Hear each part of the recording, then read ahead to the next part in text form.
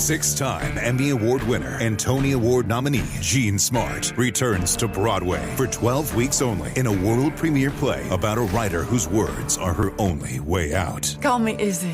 Get tickets at callmeizzyplay.com. Brace the rudders! Raise the sails! Raise the sails! Captain, an unidentified ship is approaching. Over. Roger. Wait, is that an enterprise sales solution? Reach sales professionals, not professional sailors. With LinkedIn ads, you can target the right people by industry, job title, and more. We'll even give you a $100 credit on your next campaign. Get started today at linkedin.com/results. Terms and conditions apply. Hello and welcome to Just Films and That, with me, Josh Hallam. And me, Alice Oliver. This is the podcast where we talk about films that we think are underrated, underappreciated, or we just wanted to talk about them. We're also going to get stuck into some classic films that one of us maybe hasn't seen, and maybe throw in some great guests along the way.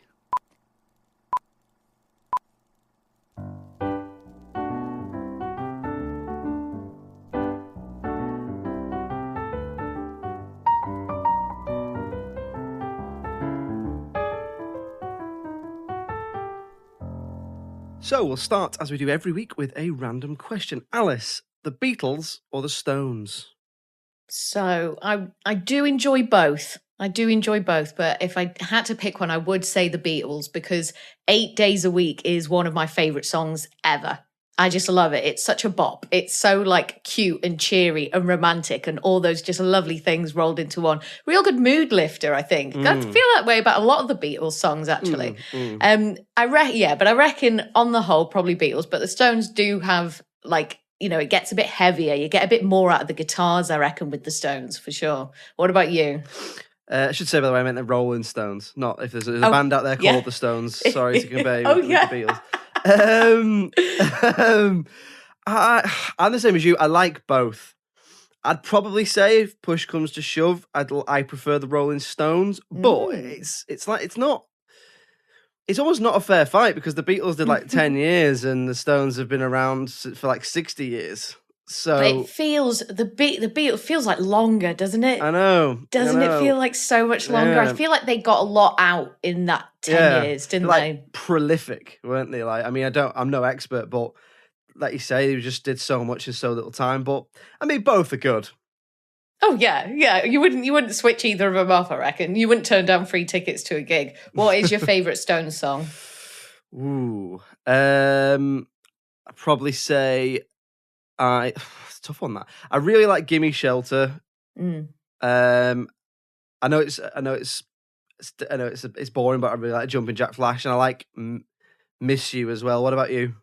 I think, is it "Sympathy for the Devil"? I love that one as well. Yeah, it's a great one. Starts really, I don't know, it just starts really like cool, and you can just imagine him dancing to it on stage and stuff. Yeah. I feel like a lot of their stuff is quite evocative. Like, you can just imagine the band when you're listening to one of their songs. "Sympathy for the Devil" is like the song they use in every film when they're explaining how difficult it's going to be to pull off what it is they need to do. Usually a heist. Yeah, definitely. like a heist. Yeah, it's like they're talking over it and be like explaining, like, you know, there's 3 levels of security and all that sort of, you know. Yeah. definitely one of them. And what's the favourite Beatles song then? Oh, 8 Days a Week, you've already said. 8 Days a Week, yeah, I just love it. Yeah, Anytime it comes on, and you know what it is immediately, and I feel like it's just like an instant, like, and the energy is the same all the way through as well, like for the whole 3 minutes. Like, it doesn't sort of dip and peak, it's just like bam, high energy song from start to finish. So let's move on to talking about this week's film, which is Evolution from 2001. So spoiler one if you've not seen that one. So I picked this one. It's to give you a little bit of background on the film. It's basically Evolution's a comedy about a meteorite crashes to Earth in Arizona, in the States, and it is discovered by 2 college science professors. They quickly sort of get more than they bargained for when they realise that it actually contains alien life that is evolving a lot quicker than they expected, and things ensue from there. Really, it's a sort of blockbuster sci-fi comedy, really. So, Alice, had you seen this one before? I had seen it, but only once, and when I was quite a bit younger. And I actually thought that it was quite a bit older than you said, 2001. I thought it came out in sort of the mid to late 90s. So I must have seen it when I was maybe like 13, which would have been like just a couple of years after that, maybe. So yeah, only seen it once. I kind of couldn't really remember what it was about, but I remembered enjoying it. I remembered that Orlando Jones was in it, and I vaguely remembered that Sean William Scott was in it, but I totally forgot that David Duchovny was in it. So why did you pick this one? So I picked this because I think it's underrated. So I think that when it came out, it didn't get a very good critical reception, and I really like it. I think it's a decent, entertaining comedy. I will say, so I do have like a sentimental feeling for this film as well, so that might muddy the water, so to speak. But do you know what? I still think it's underrated, despite my warm feelings towards the film. So that's why I picked it, really. So let's see. Let's get right into it and see if it is underrated. So what did you think? I thought it was definitely enjoyable. I thought it was fun. I thought there were some really funny moments. I thought the chemistry between the three, David Duchovny, Orlando Jones, and Sean William Scott, I thought that was really good. They all sort of bounced off each other quite nicely and all brought something quite unique to it. I love that kind of that Arizona sort of Grand Canyon-esque rocky landscape that's just like bone dry and arid and like almost threatening in itself. And I loved all that. And there were times where it reminded me a little bit of Tremors, because obviously it's got the similar sort of landscape. So I enjoyed that. It reminded me of a few films, actually. It takes a lot of energy from a lot of different places. Like there were times it reminded me of Gremlins, times it reminded me of like Men in Black. I loved the way it started. I know I go on about this a lot, like the way films start, but I was definitely curious. It's like, why is Sean William Scott out in the desert setting fire to a shed and putting a dummy in it dressed as a fireman? That leaves you with a lot of questions. And then you get this brilliant moment, obviously, with the meteorite slams into the earth, and you get a couple of like great explosions and a couple of great moments where he just gets like thrown from the scene. So I loved all that, and I thought it was a great way to start. And then as soon as David Duchovny comes on screen, because of his association with the X-Files, that sort of immediately strikes a certain mood. Like you immediately think like, ooh, aliens, the unknown, something mysterious is going to happen just because he's on the screen. So how did you feel watching it now? I know you said that you sort of have a bit of nostalgia for it. You watched it when you were quite younger. Did you sort of feel like the same watching it again this time? Like, had it been years since you'd seen it? Yeah, it'd probably been a couple of years since I watched it all the way through. I still enjoyed it. So I completely agree with you about the beginning as well, because I think that's not a point to be sniffed at. I think that's really important, that it starts with a bang, literally. But sometimes now you get a lot of blockbusters, and we've talked about it before, and they drag things out and they build things up, whereas this, it just starts and it's like, bam, something's afoot, something's going on. But no, watching it again, I think I went into it thinking, am I going to find a few issues with it because of the 20 years since it's been released? And there was the odd thing, which I'm sure we'll come on to, but overall I was really surprised, because I think it holds up pretty well, and I think it's a tried and tested formula. I think it's really well directed. I think all the leads, sort of like you say, the 3 or 4 leads are really likable. So you've got David Duchovny, Orlando Jones, Sean William Scott, Julianne Moore. I think all of them bring something else to the table. All of them have got a lot of charisma. All of them are really likable. They all work really well together. I think it's upbeat. I think it's entertaining. I think it's funny as well. The bits that made me laugh, when I first watched it, whenever it was, because I didn't watch it when it first came out. I probably watched it a couple of years after that. But regardless of that, I still think the bits I laughed at, I still laughed at, and I think it's a good blockbuster comedy. It's really well paced. Like not a second or moment is wasted in this film. It's a solid hour and a half, something like that. I think it's pretty light and breezy. I think it's the sort of thing you want from just a blockbuster comedy. It's not trying to change the world, but I think it's just good entertainment. I think it's funny. Yeah, and definitely just kind of like easy viewing as well. And especially just going back to what you said then about it sort of keeping pace, and like it starts with a bang, and it really does. And obviously following with the theme of the fact that these creatures are evolving so quickly, and it just means that you get everything so quickly. And, like you said, you haven't got this like, just long drawn out scenes of like build up and like sort of like slow creepiness of like, ooh, what's coming, what is the alien going to be, what's coming around the corner. It's just like, no, here you go, this is what the thing is. And I love the fact that the aliens, like there were so many different kind of forms that they took. They evolved into so many different like kinds of different looking creatures that were just really colourful. And I thought visually that was really impressive, especially like towards the end where they get like fucking massive and they just look like giant flying dinosaurs. It's like, you'd be horrified. And also all the foliage and stuff that kind of comes with it when they're in that cave with the meteor has hit. So visually, I thought it was really impressive too. No, again, that's another thing I thought was I trying to look at it with the more critical eye rather than just as in with things to talk about for this.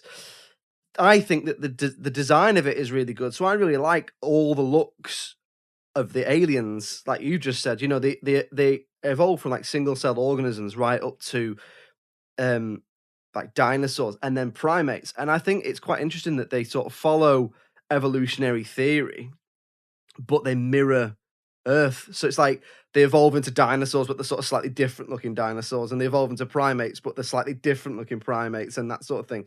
And I thought a lot of care and attention had got into that to make it look not necessarily like authentic, but make it look a bit different. And I thought that was really interesting. And I also thought that for the time, the CGI was pretty good. Yeah, definitely. Agreed. There's the odd wobbly bit, but there's films made after this which have got worse CGI, and I don't think there's a lot of it that...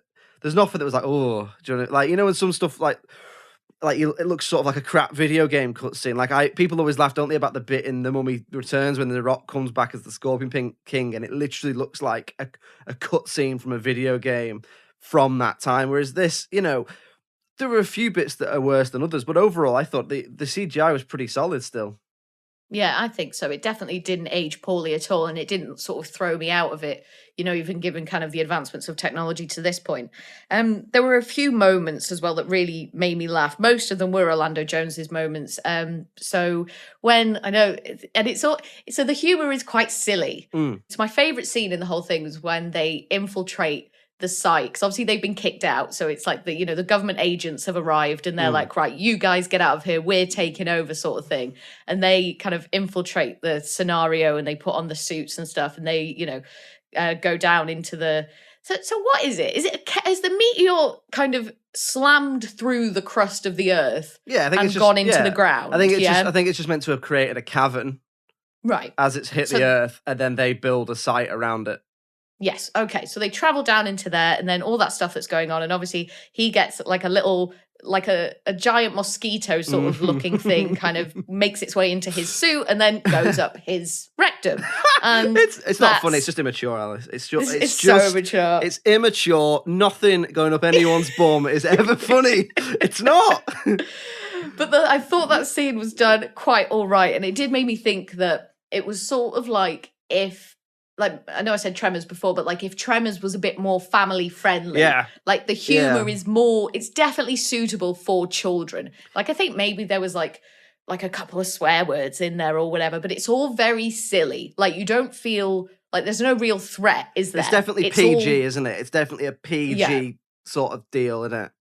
Oh, yeah, definitely. And one of the other moments from Orlando as well, and it's just a little simple thing, but they're in the courthouse and they're sort of fighting with who is it who's come to get them? Is it just like the American government? Is it the American army? Is it the CIA the who bit come in the to take beginning, over? The bit where she puts him in a deposition and you find out that he had the anthrax vaccine.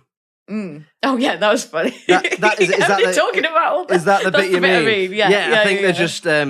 it's that they're fighting.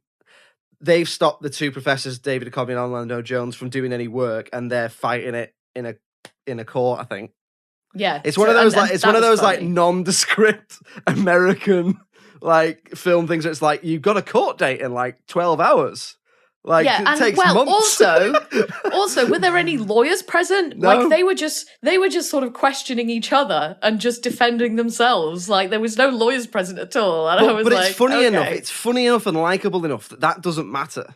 For me, anyway, I was just like, take it. So what? They've got a court date in 12 hours and they're representing themselves, and it's just I don't know. I don't think that sort of thing matters, but I know what you mean, that bit. Yeah, like they just kind of needed that scene to happen. And anyway, just the tiny little thing is Orlando Jones calls the judge Your Majesty. And I just found that very funny. Because it's sort of, he comes across, I suppose, as like not really like world wise, if you know what I mean. Like world weary, is that the term? Like David Duchovny's character, obviously he's got this kind of messy history. What's his name? Ira. That's Kane, it. Try and start using their names. Ira and Harry, isn't it? So Ira's got this messy history. Yeah, I forgot about the anthrax vaccine. Then he talks about all the side effects and like people were like so angry at him or whatever for doing it. And he just seems a bit more kind of switched on. Well, I guess because he worked for the government, didn't he? And he does say like, I know how these people operate. Like I know kind of what we've got to do to get X, Y, and Z or whatever. And then Orlando Jones's character, Harry, is just kind of like a little bit more innocent to the world, I think. And then you've got Sean William Scott's character who... his name escapes me now. Do you remember? Wayne. I only remember that because of Wayne Gray did some chemistry in high school. Oh, of course, yeah, Wayne Gray. And then you've got him who's like the next level down, who's just sort of, I guess simple. I wonder if it's just a guy. He's just a guy with no scientific knowledge who found the meteorite.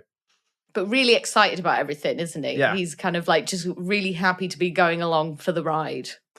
But that's it, isn't it? And the three of them are so likable. And then you got Julianne Moore in there as well as the sort of female lead / love interest. But there's just loads of, because a lot of the criticism, which we'll discuss with the critical reception, but a lot of the criticism I read was sort of aimed at the script, as if there wasn't any work gone into it. But I just don't get that impression. I think there's plenty of funny quips and plenty of jokes about like the way the aliens look and stuff like that.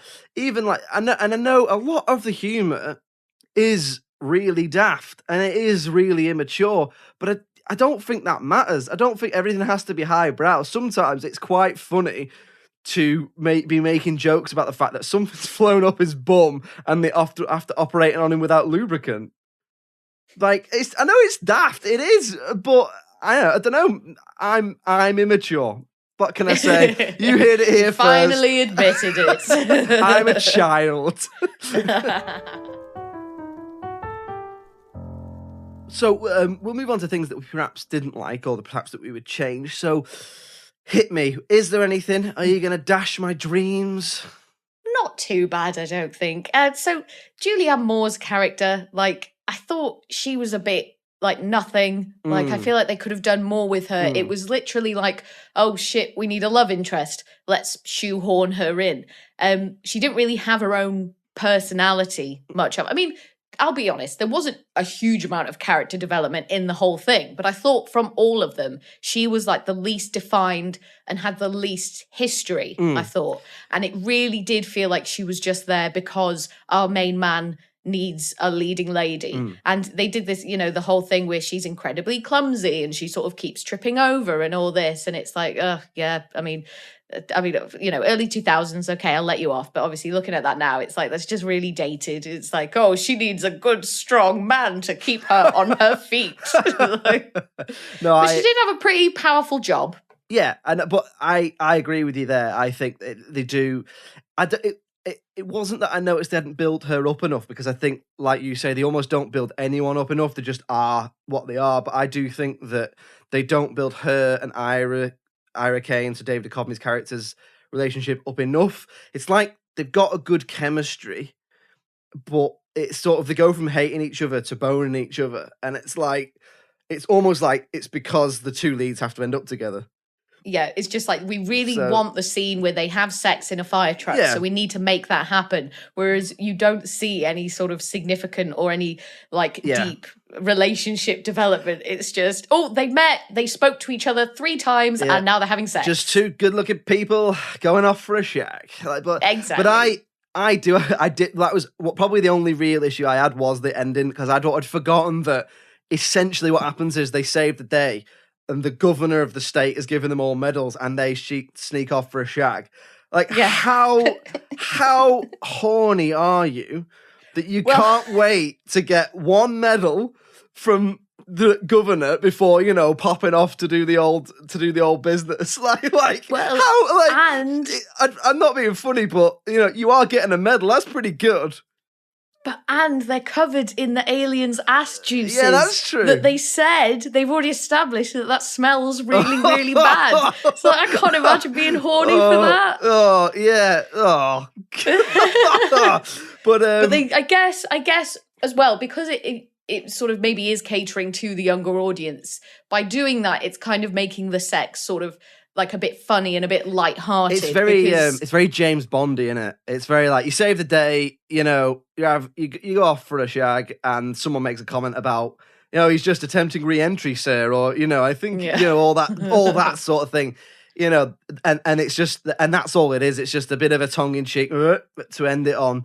But it doesn't. It's just something I noticed. It was like, I've never noticed how sort of random that is before. But I mean, was there anything else you took issue with?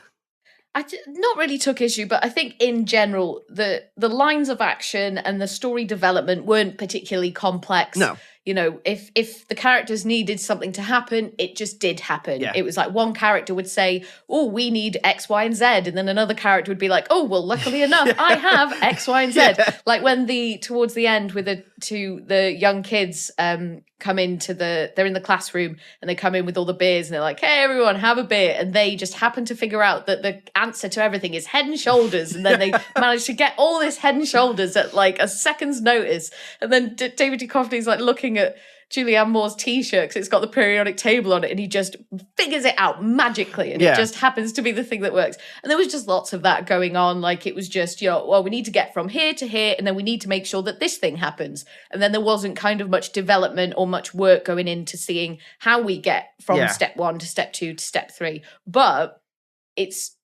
isn't that sort of film. No, like it is. No. It's pretty goofy, isn't it? And I feel like the main draw is the aliens, and that's the thing. Yeah. So kind of everything else sort of takes like, you know, second place to that. So it didn't like bother me, but that would be, I think, a valid criticism of the film if you did want a more sort of fleshed out story. Yeah.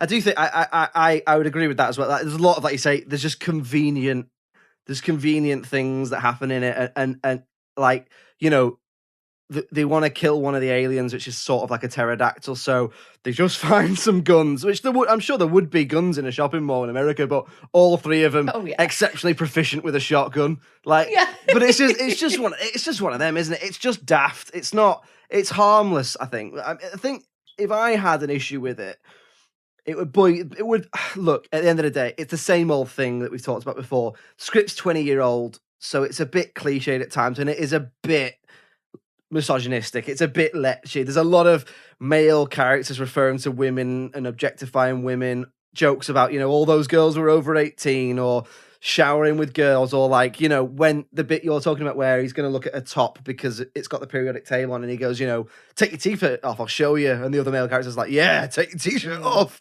It's like, well, that, again, I know it's not right, but it's nowhere near as bad as something like 40 Days and 40 Nights or American Pie, or, you know, a lot of films that came out around the time. It's just a bit, I think it's just one of them. It's a bit dated in the same way that you get a lot of other references in films from other times that make references that are now perceived as, well, that's not really acceptable, is it? But you can't go back and change it. So I think my point of view would be to look at it with the, well, you know, it is what it is. It's not that way now. So sort of give it the benefit of the doubt, I guess. So we'll move on to talking about the critical reception in just a minute, but I believe, much like the aliens in the film Evolution, you're going to take us on a journey, Alice. Oh, nice one, Josh. I like it. What a link that was.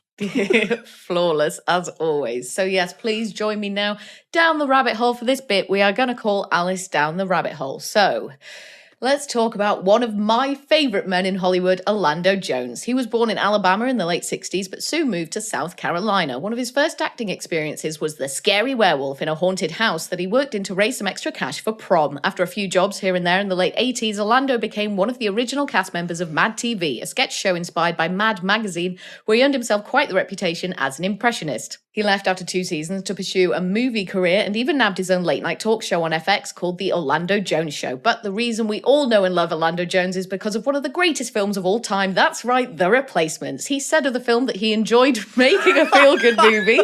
He said of the film that he enjoyed making a feel-good movie, but in his words said, didn't want to just be the funny black dude, instead wanting to show the wonder of someone who's just got into the NFL, which was easy as he was absolutely thrilled to be working alongside Gene Hackman and Keanu Reeves. More recently, Jones appeared in the amazing TV series American Gods and doesn't plan on stopping anytime soon, with plenty more Orlando Jones projects on the horizon, adding to an already impressive career spanning over 4 decades. And that was Alice down the rabbit hole. You said something funny about The Replacements to you, Josh? No, I think I don't know, but I believe we did an episode on it where you were featured. No, I can't remember. Maybe we should do it again. Yeah. Maybe we should you want do to do it it again? again. That's fine. That's fine. If we're doing it again, then we're doing Minority Report again. All right, fair enough. So there we go, a little insight into the career of the wonderful Orlando Jones there. So let's move on to talk about the critical reception. So look, I preface this by saying I know it didn't do very well. So I knew that going into it. So how do you think it did roughly critically? Yeah, given what you've said, and because, trying to think like the critics, I reckon like maybe a modest 6, like maybe a really sort of early 6, but I definitely wouldn't think any higher than that. And I would think that in terms of sort of audience, critics, IMDb, all that sort of thing. Go on, wow me. So you're not far off in a sense. So on IMDb, it gets 6.1 out of 10 at time of recording. Oh, bang However, on. God, I'm good. You are good at this. However, on Rotten Tomatoes, or tomatoes, as the characters would say in Evolution, it gets 47% from the audience and 43% from the critics, which I think is way too low, personally. Yeah, interesting as well that the so that's really close between like the critics and the That's audience, what I mean, isn't yeah. it? Which so is you rare. so the audience score from IMDb, I would personally say look, I would probably give it higher than that, but I can see its flaws, so I'd probably say roughly slightly underrated, roughly right. I'd probably go like a 7 personally. Ooh, but that's quite a respectable I can score. understand. Yeah, but I can understand why it might get something like a 6. But 47% for me is way too low. And I had a look at sort of, well, what were their issues with it? And their issues seem to be, there's 2 issues. One, it seems to be that a lot of them couldn't get on board with the script. But the main issue is that it's the director of Ghostbusters and it's not Ghostbusters. Like, that's not a criticism. No. Like every Spielberg film, you don't go, So- well, not Jurassic Park though, is it? Do you know what I mean? Like, No. it's not, I don't think that, I think that's sort such of, it's not Ghostbusters. Well, it's not Citizen Kane either. It's not trying to be Yeah, it's anything. not Transformers. It's its like, own it thing. is what it is. And I think, how how a lot of them films seem are to think, different? it's a lazy remake of Ghostbusters. But I don't know about you, but I don't remember Ghostbusters being famous for its aliens. And I understand what they're saying. I understand it's a similar format with aliens, but for me, it's a tried and tested formula. So it's not a Sure, like remake. It's not a remake of Ghostbusters. It's just that one's ghosts and one's aliens, and they're a sort of sci-fi comedy blockbuster. So for me, I'm going to say underrated. What about you? I mean, but definitely with criticisms like that as well. Like I don't know. It's just weird. Like if you want to give me something tangible, then fine. But you could watch anything and say, well, it's not this though, is it? Like you said, it's not Citizen Kane. Well, unless it's Paddington 2. It's not match of the day, is it? It's like, well, no, it's not. It's not a plate of chocolate gatto, is it? Yeah, It's like, yeah. No, you are bang on there. It's not, Absolutely correct. it's not holding your firstborn child, is it? Do you know what I mean? It's like, it could say anything. It's just bollocks. No, I totally agree. I reckon the IMDb score is about right. Like, I would probably give it that. But I do think, I think the Rotten Tomatoes score is low, and I would definitely say it's underrated. And I think that really ignores, like, because like we've said, visually, like in terms of the costume, when it comes to the aliens, so like the props, Although, those kind of gorilla type aliens, they were definitely dudes in costumes. So there was a lot of work that went into that. And I think to give it that lower score just really ignores all that hard work. I completely agree. So there we go. Should we say underrated? Yeah, definitely. Evolution is underrated. So there we go, another one for the underrated pile. If you'd like to get in touch with us, if you've got a film you want to suggest, if you've got a random question for us, it's filmsandthatpod@gmail.com, and we're on Twitter, Facebook and Instagram, Just Films and That Pod, and the website is justfilmsandthatpod.com. Alice, thank you very much for joining me as ever. Pleasure as always, Josh, and thank you. And it's goodbye from me, cheerio. Bye.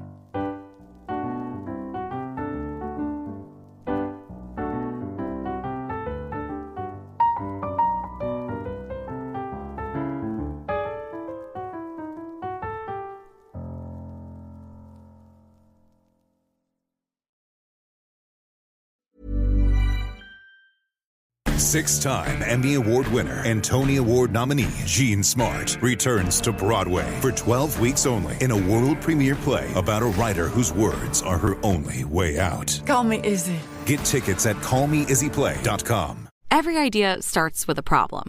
Warby Parker's was simple. Glasses are too expensive. So they set out to change that.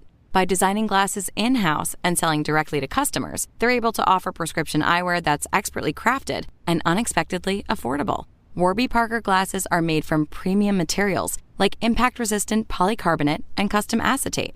And they start at just $95, including prescription lenses.